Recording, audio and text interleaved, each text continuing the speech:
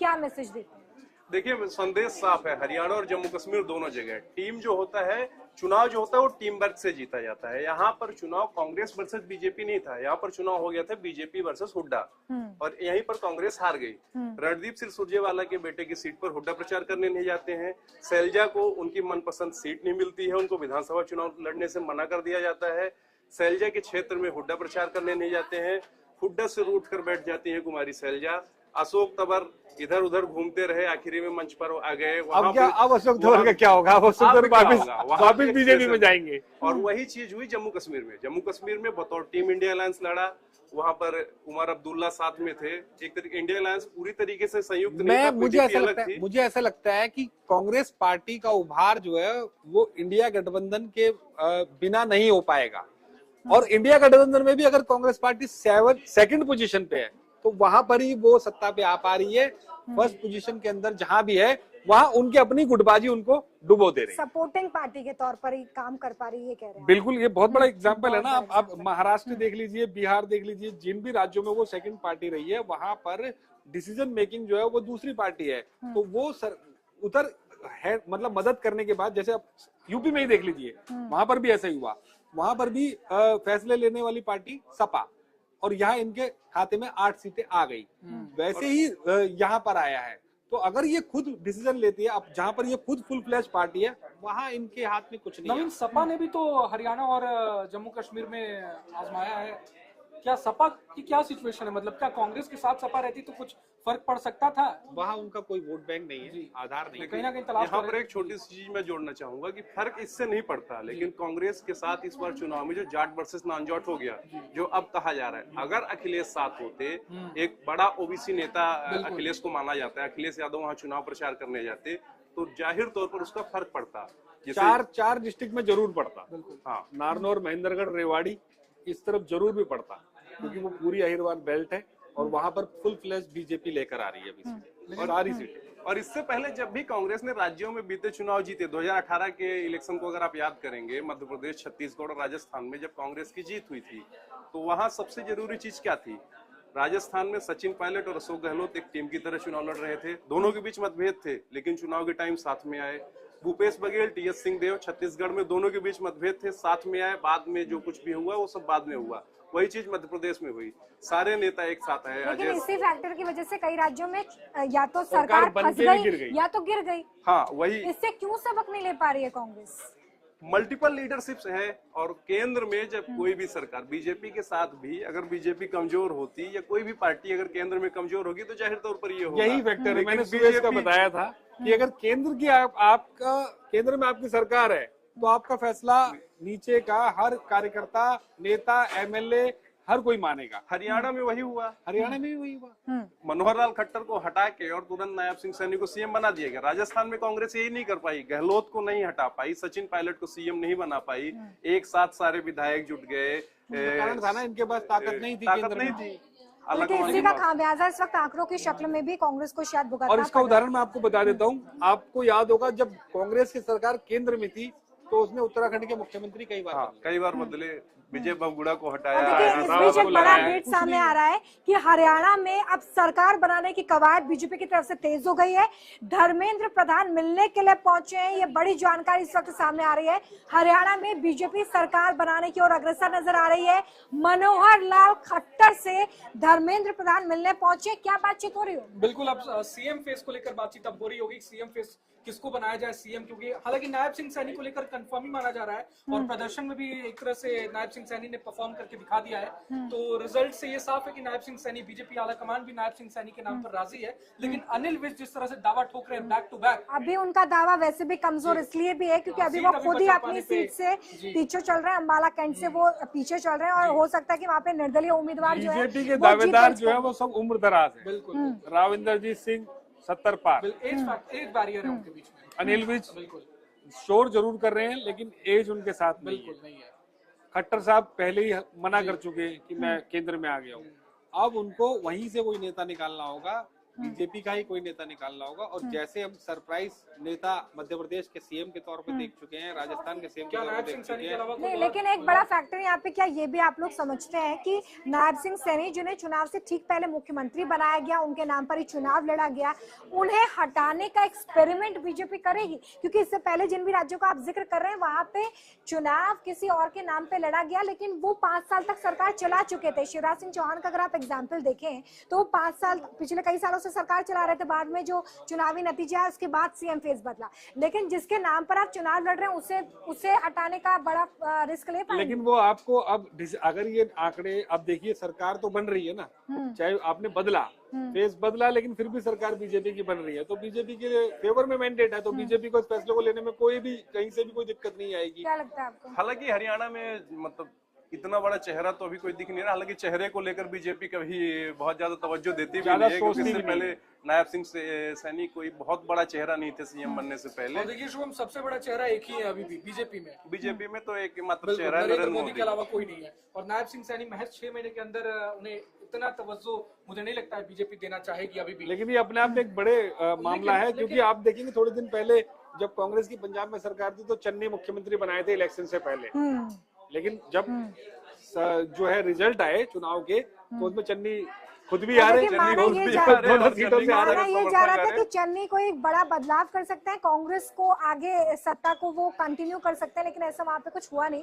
तो पंजाब में तो कांग्रेस का एक्सपेरिमेंट फेल हो गया। हालांकि देखिए कवायद शुरू हो गई है इस वक्त सरकार बनाने की, अब आगे क्या नाम सामने आता है जरूर देखना होगा। लेकिन नायब सिंह सैनी की तरफ से बार बार ये बात कही जा रही थी कि हम बहुमत के साथ सरकार बनाएंगे। कहीं भी उन्होंने इस बात का जिक्र नहीं किया कि मैं ही मुख्यमंत्री बनूंगा, मैं ही मुख्यमंत्री हूँ या अगली मुलाकात मुख्यमंत्री कार्यालय में होगी। इस तरह की कोई बात उनकी तरफ से नहीं की गई। और इस वक्त लेकिन उन्होंने हार की जिम्मेदारी लेने की बात कही थी एग्जिट पोल के बाद। उन्होंने कहा था कि हार, साइलेंटली काम किया, बॉल थमाया गया, गेंद थमाया गया और उन्होंने क्लीन बोल्ड किया है कांग्रेस को, ये साफ तौर पर है। लेकिन रोमिता, जैसा कि हम कांग्रेस की बात कर रहे थे और सपा का भी हमने जिक्र किया अभी, तो कहीं ना कहीं ऐसा कहा जा रहा है कि कांग्रेस कहीं ना कहीं मौका परस्त तो नहीं हो गई है, क्योंकि कुमारी शैलजा ने सालों तक कांग्रेस के लिए काम किया।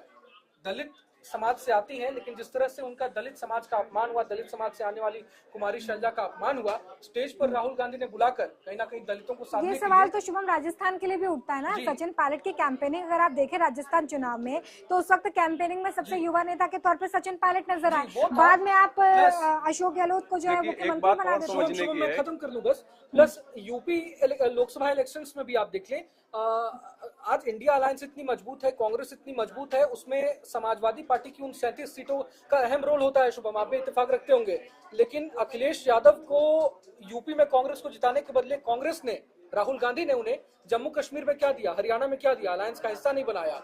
तो क्या मौका परस्त हो गए राहुल गांधी? अपने आप में ये बड़ा सवाल है। कांग्रेस में ओल्ड गार्ड हमेशा से बहुत ज्यादा मजबूत रहा है। भूपेंद्र सिंह हुड्डा, अगर कांग्रेस पार्टी भूपेंद्र सिंह हुड्डा के हाथ में सब कुछ नहीं देती तो भूपेंद्र सिंह हुड्डा पार्टी तोड़ सकते थे। ये बात जग जाहिर थी। भूपेंद्र सिंह हुड्डा बगावती रुख अपना चुके थे, कई रैलियां उससे पहले कर चुके थे और भी बहुत सारी चीजें थी। और रही बात अखिलेश यादव की, तो अखिलेश यादव जाहिर तौर पर उत्तर प्रदेश के एक बहुत बड़े नेता मुझे लगता है भूपेंद्र सिंह हुड्डा नहीं, अशोक गहलोत भी कर चुके हैं। आपको याद होगा वो नजारा जब सारे विधायक जो है वो लगातार अशोक गहलोत के पास पहुंच रहे। सचिन पायलट नहीं, उसके बाद की मैं बात बता रही हूँ। सचिन पायलट के बाद का प्रकरण है विधायक दल की बैठक में जहाँ पे हर कोई अशोक गहलोत को अपना नेता बताता हुआ नजर आ रहा था। उस वक्त कवायद भी तेज हुई थी कि शायद सचिन पायलट के हाथ में कमान सौंप दी जाएगी। लेकिन वहां भी यही डर हावी था कि अगर अशोक गहलोत को मुख्यमंत्री पद से हटाया गया तो पार्टी टूट जाएगी। अशोक गहलोत चिट्ठी लेकर के आए थे दिल्ली, ये डर पॉइंट बताए थे कि सचिन पायलट कहाँ गलत है। और अगर आप ये डर खत्म नहीं कर पा रहे, गद्दार और बहुत सारे आपत्तिजनक शब्द उन्होंने कैमरे पर सचिन पायलट के लिए बोले थे। उन्होंने ये तक कहा था कि एक ऐसा इंसान जो पार्टी को तोड़ने की बात करता है, आप उसको कैसे मुख्यमंत्री बना सकते हैं। तो ये डर अगर नहीं निकलेगा तो कांग्रेस इसी तरीके से जो पॉलिटिकल मैप है इंडिया का, उसमें तो वो गायब होती नजर आएगी। हालांकि कांग्रेस अभी हार मानने को तैयार कहाँ है। ईवीएम के बाद इस पर वेबसाइट लेके आई है। शायद इतने सालों से मैं चुनाव देख रहा हूँ या चुनाव की कवरेज देख रहा हूँ, पहली बार ऐसा हुआ है कि ये वेबसाइट वाला नया मामला आया है। कांग्रेस के अच्छी खबर इस वक्त ये है कि हरियाणा की नूह सीट से आफ्ताब अहमद जो है, जो कांग्रेस के उम्मीदवार हैं, उन्होंने जीत दर्ज कर ली है। ये इस वक्त की बड़ी खबर सामने आ रही है। हालांकि देखिए नवीन जी, इससे पहले ना नूह में बीजेपी के कैंडिडेट आगे चल रहे थे जब सुबह हम बात कर रहे थे। देखिए नूह मेवात इस पूरे रीजन के अंदर 52 कुछ सीटें ऐसी है मेवात रीजन की जहां पर कांग्रेस को कोई परेशानी नहीं है। असली डेंट उनको जो लगा है वो फरीदाबाद के रीजन में लगा है, जहां से मुझे पता चला है कि अभी इनके प्रदेश अध्यक्ष खुद पीछे चल रहे हैं उदयवार होडल सीट से। और जो ऊपर की बेल्ट है रेवाड़ी महेंद्रगढ़ की, वहां से बड़ा डेंट लगा है, और जीटी करनाल रोड की जो बेल्ट है उसके अंदर बड़ा डेंट लगा है। तो ये थोड़ी सी सोचने वाली बात है। ये डेंट जो है वो कई बार क्या नेताओं की तरफ से भी होता है, क्योंकि कुछ खबरें ऐसी भी सामने आई कि जैसे कि शुभम आपने भी इससे पहले जिक्र किया कि ये मेरा क्षेत्र नहीं है, ये इसका क्षेत्र है, तो मैं यहाँ चुनाव प्रचार करने नहीं बिल्कुल, जाऊंगा। ये बिल्कुल कैमरे पे बोला, कुमारी कैमरे पे शैलजा सबने 2 बोला। हफ्तों तक कैंपेनिंग करने नहीं गई। बाद में खबर आई कि राहुल गांधी और मल्लिकार्जुन खड़गे के बात करने के बाद वो कैंपेनिंग पर निकली थी। तो ये एक जो मनमुटाव जनता के बीच में गलत मैसेज लेकर गया, और ये जो एंटी इनकम्बेंसी का फायदा बीजेपी की कांग्रेस उठा सकती थी, वो हाथ से चला गया। अंडर करंट जो था, एक अंडर करंट की बात हो रही थी, वो अंडर करंट जो है मतलब ऐसा बता रहे थे लोग कि कुछ है ऐसा कि कांग्रेस की सरकार बनेगी। खुल के लोग बोल रहे हैं कांग्रेस की सरकार बनेगी, लेकिन जो बोल कौन रहे हैं?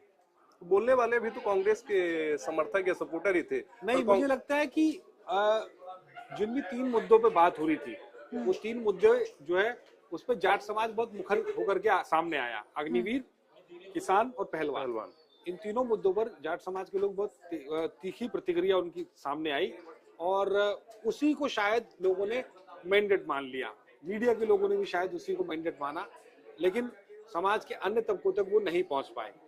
ऐसा कई बार होता है, उत्तर प्रदेश में भी ऐसा होता है कि हम सरसरी निगाह से जो है चीजों को देखते हैं। कुछ लोगों ने बता दिया, कह दिया कि जो उनका विचार है वही हम मैंडेट मान लेते हैं। तो यहाँ पर भी ऐसा ही हुआ। हम हरियाणा को जाट लैंड की वजह से मानते हैं, एक कॉमन परसेप्शन रहता है, हमें लगता है कि जाटों का प्रदेश है, जाट जो डिसाइड करेंगे वही हो जाएगा। लेकिन अब मुझे लगता है एक ये वक्त था ऐसा जब नहीं कहा भी जाता था कि जाट जो है वो डिसाइडिंग फैक्टर है यहाँ पे। अब ऐसा नहीं हो। अब ऐसा नहीं हो रहा है।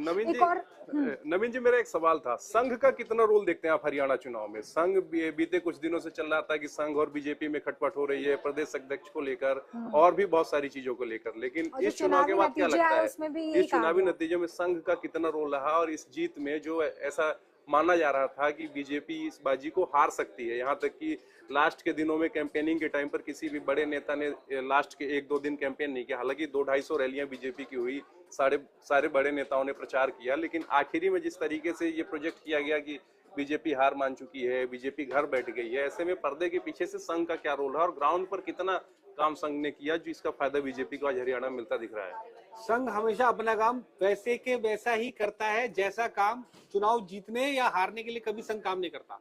संघ का कार्यकर्ता चाहे बीजेपी सत्ता में आए चाहे नहीं आए, चाहे वहां पर बीजेपी की एक टेबल हो, अंदर बैठने वाला बूथ पर बैठने वाला आदमी ना हो, संघ का कार्यकर्ता वहां बैठता है।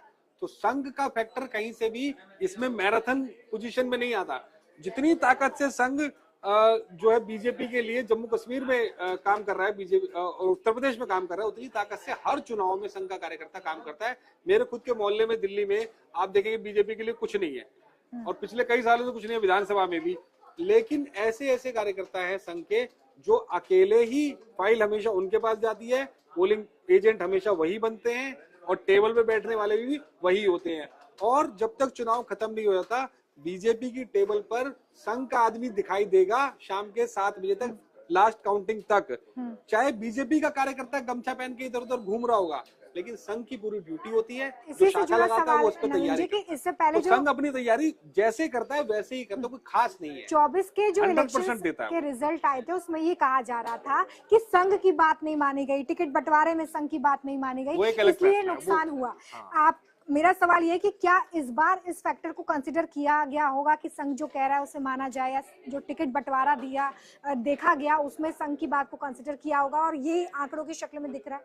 मुझे ऐसा लगता है कि टिकट बंटवारा केंद्रीय चुनाव समिति ने किया है, जो दिल्ली से होता है। उसके अंदर पार्टी के अंदर एक महामंत्री जो होता है वो संघ का ही होता है। तो वो संघ की जो भी बात है, जो विचार है, वो उस महामंत्री के थ्रू उस केंद्रीय चुनाव कमेटी के अंदर रखी जाती है।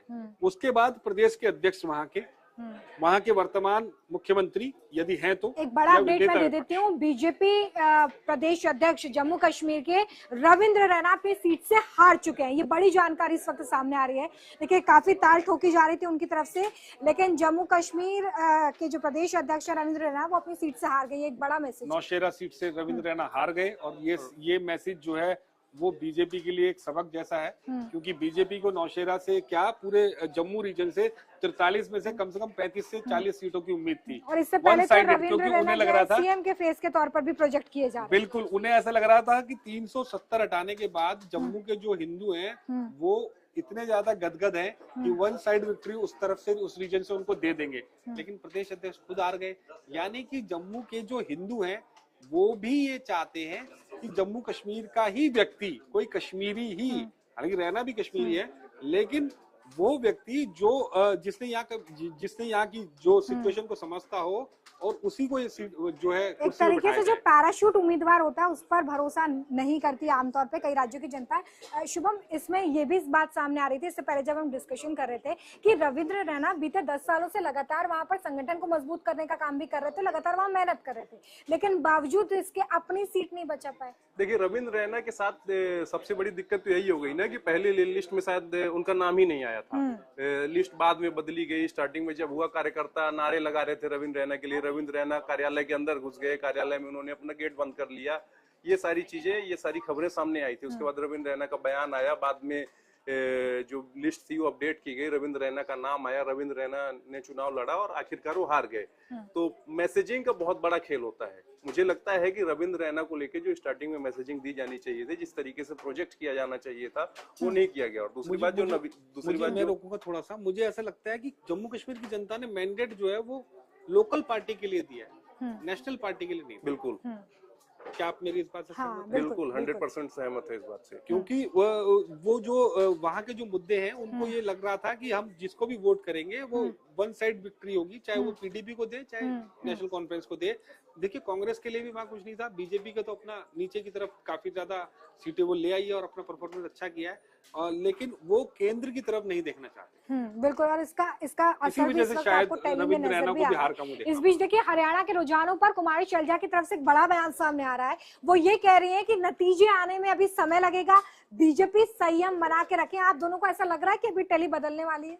तो कांग्रेस तो पहले से ही वेबसाइट की बात कह रही है, तो कांग्रेस की जो से कौन है हो गए हैं अब कुछ जयराम रमेश जो है कम्युनिकेशन विभाग के, और पवन खेड़ा है, उनके जो दिल्ली में बैठे मुख्य लोग हैं, वही कह रहे हैं कि उनके भरोसा है जीत का। अशोक गहलोत भी कह रहे हैं कि अभी शाम तक इंतजार करिए, हम वोट परसेंटेज में आगे जा रहे हैं, बहुत सारी सीटों पर बीजेपी पीछे है। तो जब इतने बड़े नेताओं को भरोसा है, कह रहे हैं कुमारी और शैलजा देखिए बड़ी जानकारी ये भी है कि हरियाणा में जीत के हैट्रिक लगाने के बाद प्रधानमंत्री का संबोधन भी होगा। जैसा कि हर बार होता है, वो कार्यकर्ताओं को संबोधित करते हैं और जिस तरीके से कार्यकर्ता चुनाव में मेहनत करते हैं उसको लेकर उनका ये संबोधन होता है कि आखिर किस तरीके से उन्होंने ये चुनाव जीता। और इस बीच जो बड़ी जानकारियां सामने आ रही है वो यही है कि बीजेपी जीत गई। एक नया अपडेट अभी एक बड़ा अपडेट। और देखिए ये ऐतिहासिक जीत इसलिए हो जाती है क्योंकि जुलाना सीट पर कांग्रेस 15 सालों से जीती नहीं है और इसी जीत की उम्मीद में इस सीट से इस बार उन्हें टिकट दिया गया था। हालांकि कैंपेनिंग उतनी ज्यादा एग्रेसिव नजर नहीं आई थी इस सीट पर, अगर मैं गलत नहीं हूँ। देखिए कैंपेनिंग तो लगातार हो रही थी, और कैंपेनिंग तो उनकी जब से वो प्रदर्शन कर रही थी तब से ही कैंपेनिंग हो रही थी। कैंपेनिंग ही कर रही थी, खास कैंपेनिंग ही थी।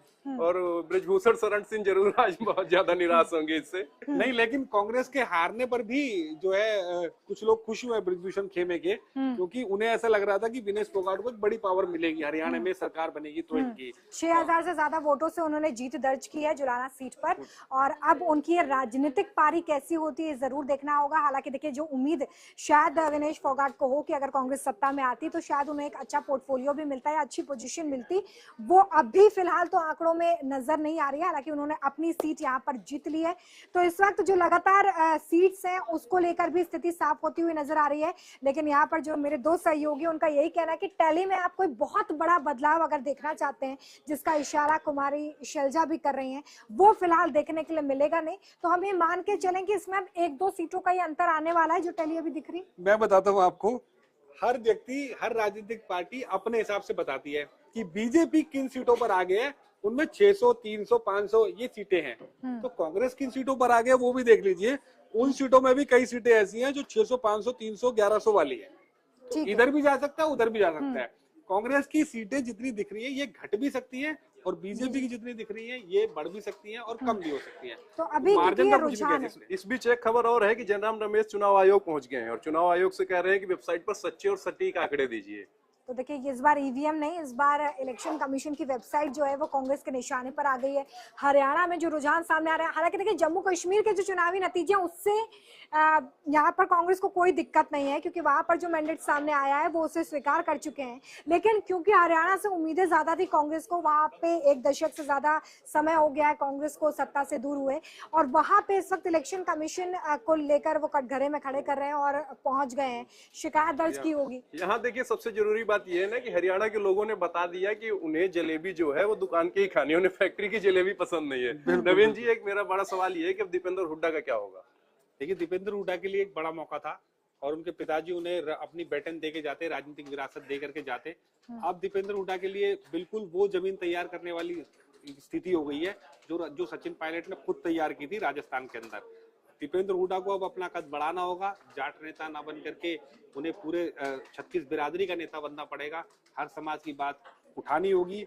जिस तरलीनता से, जिस तेजी के साथ में वो जाट बेटियों के लिए लड़े, दलित बेटियों के लिए भी उसी तरीके से लड़े, और समाज की बेटियों के लिए भी उसी तरह से लड़े, चाहे वो सवर्ण समाज की बेटी हो चाहे किसी भी समाज की बेटी हो। अगर आपकी लड़ाई केवल अपनी बिरादरी के लिए होगी और उस मुखरता को आप केवल और केवल समाज और पंचायत तक सीमित रखेंगे, तो आपका जो है बड़ा नेता बनना, एक हरियाणा जैसे प्रदेश का नेता बनना तो मुश्किल है, क्योंकि हरियाणा के 3-4 कोने अलग अलग बिरादरियों से पटे हुए हैं। और वो जो आज जो आंकड़े हैं उससे ये समझ में आ गया होगा कांग्रेस पार्टी को कि एक बिरादरी जिसका जो है वर्चस्व माना जाता रहा, बंसीलाल से लेकर के देवीलाल तक, चौटाला तक, भूपेंद्र हुड्डा तक, अब वो खत्म माना। आप ये मान के चलो कि आपको अब गैर जाट सीएम देना पड़ेगा, कैंडिडेट देना पड़ेगा, तब जाकर के आप वहां पर कुछ कर पाएंगे। यहाँ ये भी तो कह सकते हैं कि हरियाणा की नब्ज बीजेपी ने पकड़ ली है। बीजेपी को पता है कि किस तरीके से हरियाणा जीतना है, कैसे कास्ट पॉलिटिक्स, किस तरीके से उसे जाट वर्सेस नॉन जाट या अन्य जो चीजें हैं, अन्य जो फैक्टर हैं, उनमें किस तरीके से बीजेपी इन्वॉल्व हो गई। बिल्कुल, हमें इसमें कहने में कोई कोताही नहीं बरतनी चाहिए, हमें कोई दो राय भी नहीं है इसमें कि बीजेपी ने इस नब्ज को पकड़ लिया है। नतीजे सब चीजें सही और गलत का फैसला कर देते हैं। नतीजों ने बता दिया है कि बीजेपी की हर रणनीति जो थी वो कामयाब हो गई, और चाहे कांग्रेस अपनी नीति से हारी हो या हार की तरफ बढ़ रही हो, लेकिन बीजेपी ने जो उसकी जो रणनीति थी उस पर काम ना करके अपने एकला चलो के एजेंडे पर काम किया, और चरैवेती को मानते हुए वो जीत की ओर अग्रसर होती दिखाई दे रही है। और बिल्कुल आंकड़ों की शक्ल में बहुमत के आंकड़े को भी पार कर चुकी है बीजेपी। इस वक्त ये रुझान है, हालांकि अभी तस्वीर और साफ होगी क्योंकि कई सीट्स पर अभी भी जो कड़ी फाइट है वो देखने के लिए मिल रही है। अनिल विज 545 वोट से पीछे चल रहे हैं, वो भी 545 वोट कोई बहुत बड़ा नंबर तो नहीं, लेकिन इंडिपेंडेंट कैंडिडेट से पीछे चल रहे हैं। ये थोड़ी सोचने वाली बात है। ट्रेल कर रहे हैं 565 वोटों से इस वक्त। अब क्या यहाँ पर वो अपनी जीत दर्ज कर पाते हैं, क्योंकि अपने आप को मुख्यमंत्री के तौर पर वो कई बार प्रोजेक्ट कर चुके हैं। लेकिन मेरे को लगता है कि शुभम, मुझे ऐसा लगता है कि जो जयराम रमेश कह रहे हैं उसमें कुछ ना कुछ तो बात है। कहीं आप देखेंगे किन्हीं सीटों के ऊपर नतीजे आ चुके हैं, लेकिन अनिल विज की सीट पर अभी तक केवल 6 राउंड की काउंटिंग है और 16 राउंड की काउंटिंग बाकी है। ये वेबसाइट पे मतलब ऐसा, इसी चीज को लेकर के ही शायद जयराम रमेश जैसे लोग जो है चुनाव आयोग पहुंचे। देखिए कई सीटें ऐसी हैं। देखिए अब इसको लेके कोई मेरे पास अभी फैक्चुअल आधार जैसे तो नहीं है। बहादुरगढ़ की सीट है, 17 राउंड की काउंटिंग होनी है, 7 ही राउंड हुए हैं अभी तक। जिस सीट पर इंडिपेंडेंट आगे है उस सीट पर ये हालत है कि वहां राउंड की काउंटिंग रुकी पड़ी है।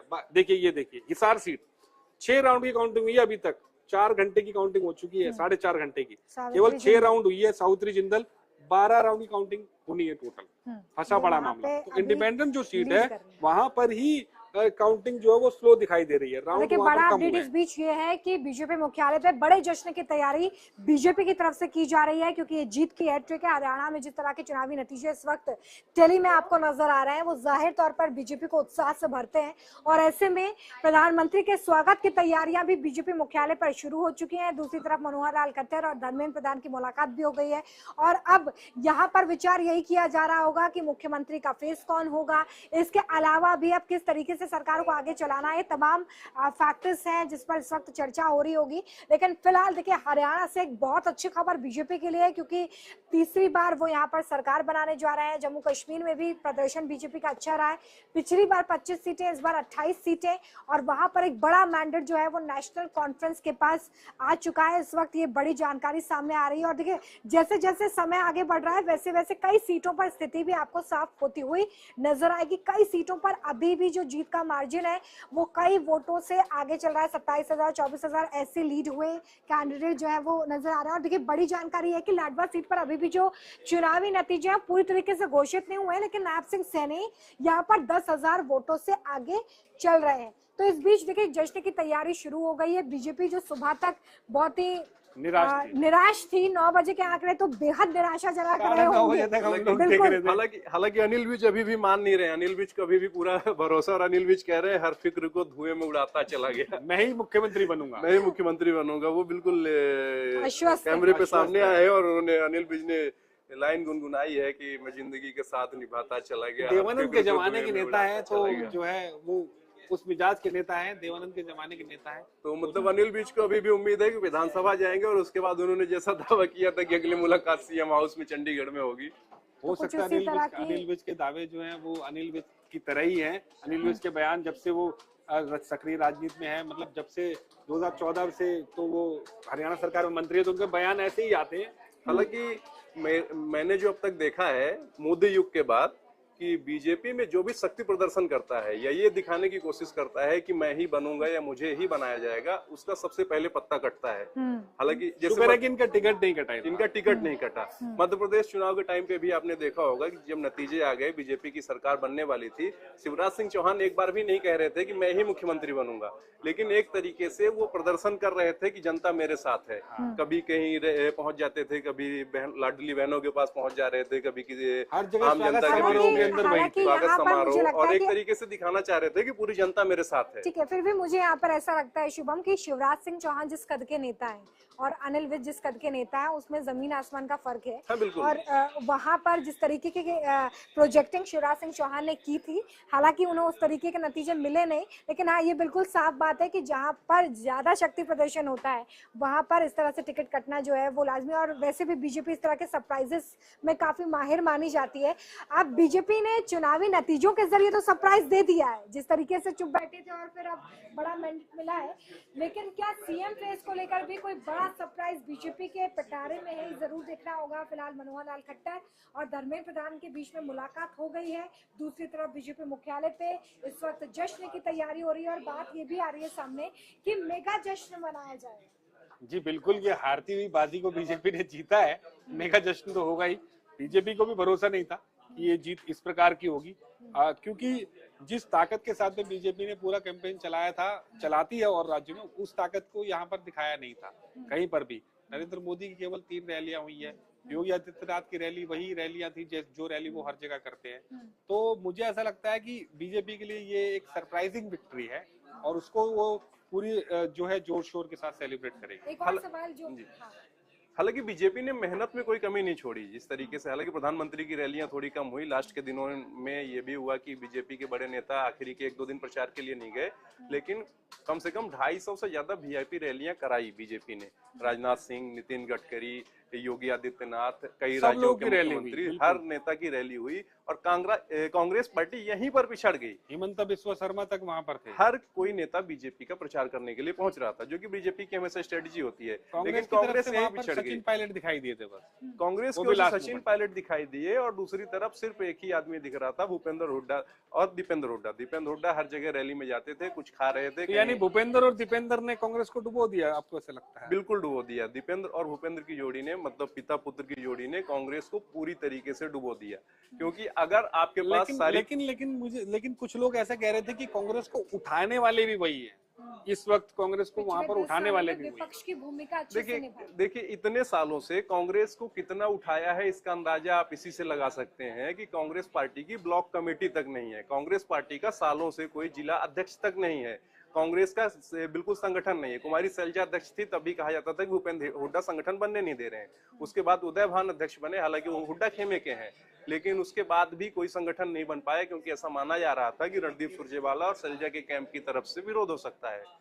तो एक तरीके से मतलब अगर आप चुनाव में, अगर आप इलेक्टोरल पॉलिटिक्स में हैं, तो अगर आप चुनाव जीत रहे हैं इसका मतलब ये है कि आपने पार्टी को उठा दिया। नहीं तो सैकड़ों पार्टियां हैं जो चुनाव लड़ रही हैं, सैकड़ों उम्मीदवार हैं जो चुनाव लड़ रहे हैं और वो हार रहे हैं या जीत रहे हैं। उससे फैसला इसी से सारी बातों का होता है कि आप चुनाव जीत रहे हैं या नहीं, आपकी सरकार बन रही है या नहीं। तो हुड्डा का सपना जो है वो टूट गया, अधूरा रह गया। हुड्डा ने तो कहा ही है कि ना वो टायर्ड है ना वो रिटायर्ड हैं। अब कांग्रेस में तो कांग्रेस अध्यक्ष ही 80 साल से ज्यादा उम्र के हैं, तो हो सकता है कि हो सकता है भूपेंद्र हुड्डा अभी अगले चुनाव की तरफ जाएं। अच्छा, एक सवाल जो आप दोनों से है मेरा, वो ये कि माना ये जा रहा था कि जिस तरीके से लोकसभा चुनाव के इलेक्शंस के नतीजे आए, उसके बाद ये माना जा रहा था कि बीजेपी को अब आने वाले जितने भी विधानसभा चुनाव हैं वहां पर भी नुकसान झेलना पड़ेगा, क्योंकि राहुल गांधी ये बात ताड़ ठोक के कह रहे थे कि देखिए उनका मैजिक खत्म हो गया, उनकी बात पे कोई विश्वास नहीं करता, ये लोग तो संविधान को खत्म कर देंगे। हालांकि बात माननी होगी कि 400 पार का जो नारा दिया था उसकी वजह से डेंट झेलना पड़ा बीजेपी को, लेकिन अब जो चुनावी नतीजे सामने आ रहे हैं, आपको लगता है कि बीजेपी ने जो स्टेट लीडर्स है उन पे ज्यादा भरोसा करके ये जीत हासिल की? नहीं, बीजेपी ने स्टेट लीडर्स पर तो भरोसा कहाँ ही किया। बीजेपी तो मोदी के चेहरे पर ही चुनाव लड़ती है। अभी भी आप अगर नायब सिंह सैनी का बयान सुनेंगे, मुझे अभी हालांकि उनको कोई बयान इस तरीके का अभी आया नहीं है नतीजों के बाद, लेकिन वो यही कहेंगे कि ये प्रधानमंत्री नरेंद्र मोदी की जीत है। यशस्वी प्रधानमंत्री मोहन यादव का बयान सामने आया, मध्य प्रदेश के मुख्यमंत्री, देश के यशस्वी प्रधानमंत्री की जीत। प्रधानमंत्री नरेंद्र मोदी के कामों पर जनता ने विश्वास किया है और ये मैंडेट मिला है। ये तो चलिए राजनेताओं की बात है, लेकिन फिर भी अगर आप उस मोमेंटम को देखें, जो मोमेंटम बीजेपी के लिए या एनडीए के लिए काम कर रहा था और वो मोमेंटम कम हो गया चुनावी नतीजों में, वो एक बार फिर से रिवाइव हो गया।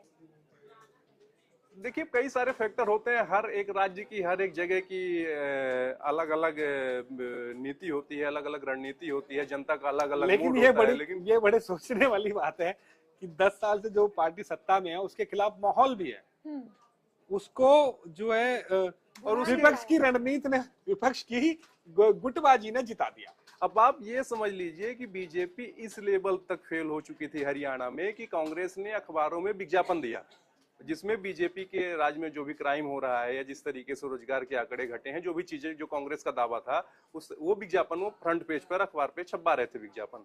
बीजेपी इस लेवल तक फेल हो गई थी कि बीजेपी को वो आइडिया कॉपी करना पड़ा और कांग्रेस राज में जो हुआ था उसका विज्ञापन बाद में हफ्ते 10 दिन बाद वो छपवाना पड़ा। बताइए, इस स्थिति में थी। आप बताइए कि जो मुख्यमंत्री हैं अभी नायब सिंह सैनी, वो खुद मतलब एक तरीके से कोई भी मुख्यमंत्री ये नहीं कहेगा कि मैं चुनाव हारने जा रहा हूँ, लेकिन जिस तरीके के कॉन्फिडेंट होता है उस तरीके से कॉन्फिडेंट दिख नहीं रहे थे। हार की जिम्मेदारी भी स्वीकार करने को तैयार थे वो। तो एग्जिट पोल के जो आंकड़े दिखाए गए, वो तो ये मान के चल रहे थे कि मुझे बनाए इसलिए कि हार की जिम्मेदारी मैं खुद ले लूं। उन्होंने खुद बोला। और प्रचार के दौरान आप देखिए ना जिस तरीके से बीजेपी नेताओं का एग्रेशन था। मनोहर लाल खट्टर के सामने एक युवक आया और उसने कहा कि आपको कैंडिडेट हार रहा है। उस समय देखिए मनोहर लाल खट्टर का जो एटीट्यूड था वो किस तरीके का था, इससे साफ समझ में आ रहा था मान के चल रहे थे कि चुनाव में हमारे पास करने को है नहीं। बिल्कुल, लेकिन फिर भी यहाँ पर एक बड़ा मैंडेट जो है वो जनता ने बीजेपी को दे दिया और लगातार हम आपको खबरों के जरिए बता रहे हैं कि पल पल वहाँ पर तस्वीर इस बात को लेकर जरूर बदल रही है कि किस सीट पर कौन कैंडिडेट जीतता है। लेकिन अभी भी टेली पर अगर आप नजर डालेंगे तो आंकड़े जो है वो आपको स्टैटिक नजर आएंगे। 49 सीटों पर बीजेपी जो है वो अपनी बढ़त बनाए हुए है, तो वहीं 35 सीटों पर इस वक्त कांग्रेस अपनी बढ़त बनाए हुए है। बहुत ज्यादा यहाँ से फेरबदल की उम्मीद की नहीं जा सकती है, क्योंकि अब कई सीटों पर कई राउंड की जो गिनती है वो पूरी हो चुकी है और दूसरी तरफ बीजेपी खेमे में तो सरकार बनाने की कवायद भी तेज हो गई है। हालांकि कांग्रेस अभी भी हार मानने को तैयार नहीं है। कुमारी शैलजा कह रही है कि बीजेपी को थोड़ा सा संयम रखना होगा और अभी नतीजे आने में समय लगेगा। अब कितना और समय लगेगा ये फिलहाल कहना थोड़ा सा मुश्किल है। नवीन जी, मेरा एक और सवाल था। उमर अब्दुल्ला लगातार कहते रहे हैं कि वो किसी भी यूटी के चीफ मिनिस्टर नहीं बनेंगे। हाँ, अब क्या होगा? 2 सीटों से साथ चुनाव लड़ रहे थे और दोनों में जीतने वाले हैं। सरकार लगभग तय हो चुका है कि जम्मू कश्मीर में नेशनल कॉन्फ्रेंस और कांग्रेस का जो गठबंधन है उसकी सरकार बनने वाली है। क्या लगता है उमर अब्दुल्ला क्या करेंगे? उमर अब्दुल्ला के पास अब यही विकल्प है। उमर अब्दुल्ला मुख्यमंत्री के रूप में एक केंद्र शासित प्रदेश का नेतृत्व करेंगे। उमर अब्दुल्ला दिल्ली के अरविंद केजरीवाल की तरह जो है वहां पर, अब तो खैर आतिशी जी हैं, तो उनकी तरह जो है वो अपने देश की, राज्य की जनता की बात का काम करवाएंगे, उनसे जुड़े मुद्दों को उठाएंगे। क्योंकि केंद्र शासित प्रदेश विधानसभा वाला हमारे पास जो है अभी दिल्ली ही है, उसके बाद जम्मू कश्मीर हो गया, और एक नए यूटी के नए मुख्यमंत्री उमर अब्दुल्ला हमारे सामने होंगे। मतलब अब मनोज सिन्हा जो है वो अगला एक नाम होने वाला है जो हर दूसरे दिन या तीसरे दिन किसी न किसी बात को लेकर चर्चा में रहेगा। हाँ, ऐसा हो सकता है, लेकिन देखते हैं क्योंकि शक्तियां तो दोनों की एक जैसी ही है, और एलजी के हाथ में ही सब शक्तियां हैं, वहां पर भी और यहाँ पर भी। तो देखते हैं कि आगे क्या होगा। खींचतान देखने को मिलेगी कि सरलता से सब काम हो जाएंगे, लेकिन वहां की जनता ने, जम्मू कश्मीर की जनता ने जम्मू कश्मीर की पार्टी को जिताया है, जम्मू कश्मीर के स्थानीय नेता को जिताया है, और उनका भरोसा जो है जम्मू कश्मीर के लोकल पॉलिटिक्स पर ज्यादा था। इसी वजह से उन्होंने, हालांकि मैं ये पढ़ भी रहा था कि वहाँ के लोगों ने इस बार जो मैंडेट दिया है वो इसी बिहाफ पे दिया है कि जम्मू कश्मीर का जो पहले रुख था वहीं अब वापस सामने आ जाए, और कोई, क्योंकि बीजेपी भी कामयाब नहीं हो पाई। जो वादे लगातार उन्होंने किए थे कि हम सरकारी नौकरियां यहाँ पर ला कर देंगे, मुसलमानों के प्रतिनिधित्व को आगे बढ़ाएंगे, उसमें कहीं ना कहीं वो फेल हुई, जिसके बाद जो है वहाँ का मैंडेट बदल चुका है। बीजेपी के लिए अभी वहाँ बहुत काम करना बाकी है। केवल एक धारा 370 हटाना या 35 हटा देने से काम नहीं होगा। वहाँ सबसे जरूरी है कि बीजेपी को अपने विश्वास में वहाँ के जनमानस को लेकर आना, वहाँ के लोगों में ये विश्वास जगाना कि केंद्र की जो सरकार है वो आपके लिए बैठी है, आपके लिए यहाँ पर नई योजनाएं, नई परियोजनाएं, नए बिजनेस हब्स, नई जो है चीजें यहाँ पर बनेगी, एजुकेशन हब वहाँ बनेंगे, हेल्थ सेक्टर में बहुत सारी चीजें वहाँ बनेगी। उस विश्वास को लेकर आने में भी उन्हें समय लगेगा। वहाँ की जनता के मन में अभी तक जो आप देखिए कि चीजें बदलते बदलते ही बदलती हैं। बीजेपी यहाँ पर तो लैग कर गई। जब से आर्टिकल 370 हटाया गया, जब से ये तमाम बड़े फैसले लिए गए, उनके पास काफी समय था, लेकिन उन्होंने मेरे ख्याल से उस फैसले के बाद लोकसभा चुनाव पर ज्यादा फोकस कर दिया। लोकसभा चुनाव में भी वहां पर नुकसान हुआ बीजेपी को जम्मू कश्मीर में, और इस बार भी एक बहुत बड़ा नुकसान हुआ, डेंट हो गया वहां पर। देखिए वहां की तो जनता, अभी समय होने या फिर जो समय था उनके पास, उन्होंने उसको यूटिलाइज नहीं किया। देखिए डेमोक्रेटिक कंट्री के अंदर जो जनप्रतिनिधि होते हैं उनका ये, जहां भी पहले सरकार बनी हो या वहां एमपी एमएलए रहे हो, तो वहां वो लोग हमेशा से ये मांग करते हैं, जनप्रतिनिधि की मांग कोर्ट में भी सुनी जाती है, चुनाव आयोग में भी सुनी जाती है। चुनाव की मांग उन्होंने की कि जब तक यहाँ चुनाव नहीं होंगे तब तक चीजें स्टेबल नहीं हो सकती हैं। तो वहाँ राज्य के चुनाव करवाए, थोड़े लेट करवाए, लेकिन चुनाव हुए। अब वहाँ की जनता ने उस चुनाव में भरपूर भाग लिया, और उसके बाद अब स्थानीय लेवल पर चीजें इम्प्लीमेंटेशन की बात होगी।